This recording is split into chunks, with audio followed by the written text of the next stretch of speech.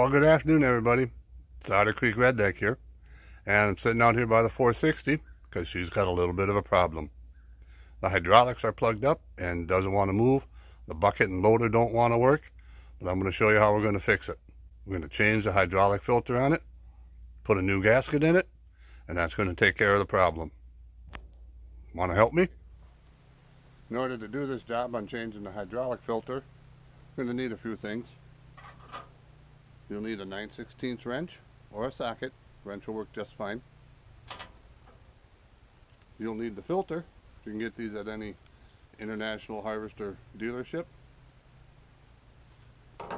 You'll need a gasket to go around it. Maybe a little hammer and paper towels because we're going to make a little bit of a mess. Alright, come around to the right side of the tractor and look for this plate right here on the side of the block. The filter is right behind it. There's actually two filters in there. There's the paper filter we're going to change, and then there's also a metal filter that we're going to clean out. First thing you want to do,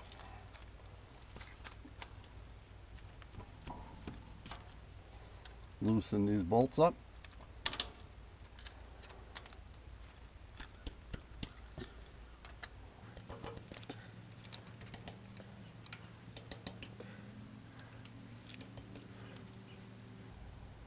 Get them so they're all cracked open. And take them out.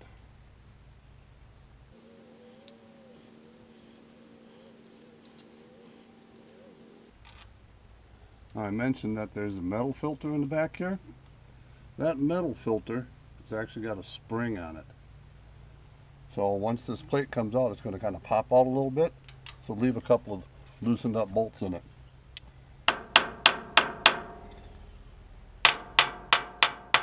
Give it a little tap on here. There she comes. Going to lose a little bit of hydraulic fluid, but that's no big deal. Take these last two out. This cover will pop right out. There it is. Now you can see this metal filter here.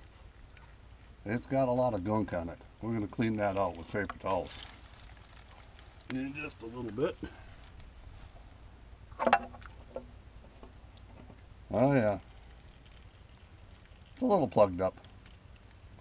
We're going to take care of that problem right now. Grab some paper towels and wipe this out good.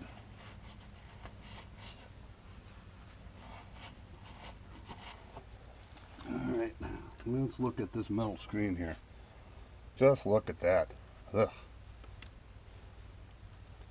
You know, I may take this inside and get some, wash it out with some soap. That's not good. I think that's what I'll do. In just a little bit. Okay. And on this plate here, and along the bottom here and around here, you're going to want to scrape off all of the old gasket material that's on here. And you can do that with a chisel, a knife, anything that you got that's going to scrape that gasket out good.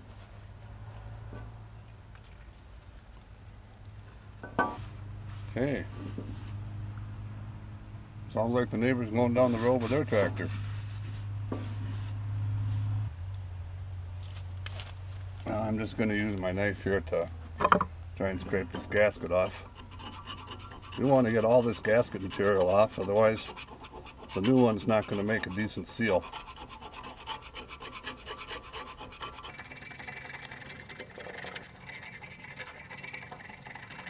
Be sure to get around all the bolt holes good. Now, I know some of you are probably saying that should be using the right tool for the right job here, but if you don't got one, you use what you have.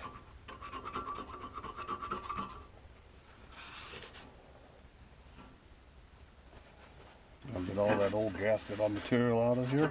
You don't want that plugging stuff up. Well, I got a couple pieces else, a couple more pieces I got to get off of here.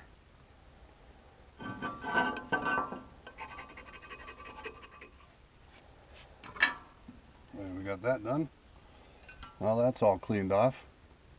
Now I got some on here I got to scrape off yet too. Let's see what I'm doing.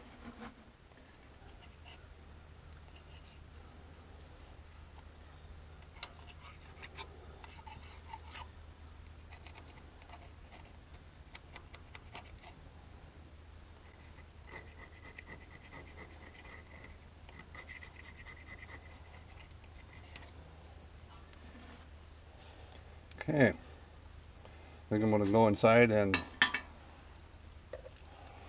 wash off this old filter here.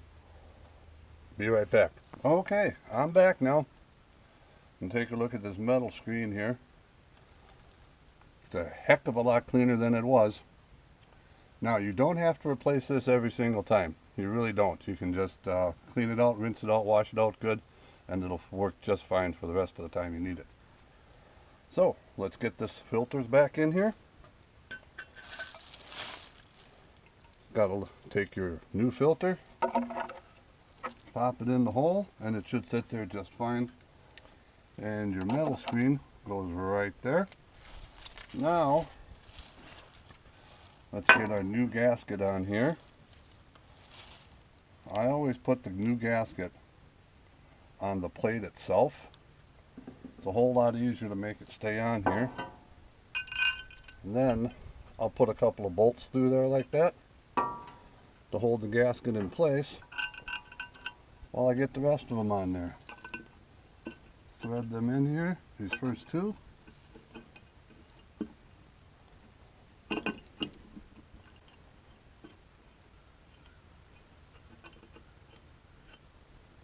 There we go. Now everything should line up. That's a good way to tell. You see that spring that's in there? Pops that back out. When it's all tight, that spring holds the filter in place. Get the rest of the bolts in.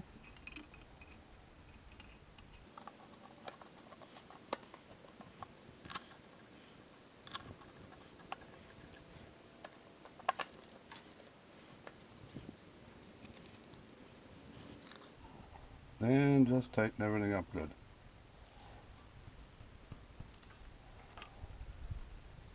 There, that's all there is to it.